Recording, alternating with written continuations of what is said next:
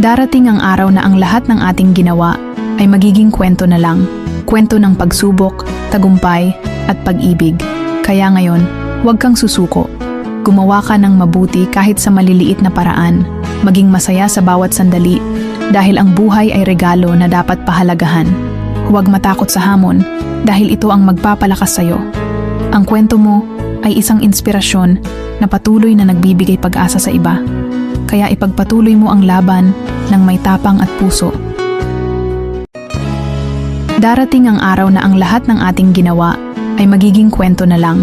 Kwento ng pagsubok, tagumpay, at pag-ibig. Kaya ngayon, huwag kang susuko. Gumawa ka ng mabuti kahit sa maliliit na paraan. Maging masaya sa bawat sandali dahil ang buhay ay regalo na dapat pahalagahan. Huwag matakot sa hamon dahil ito ang magpapalakas sa'yo.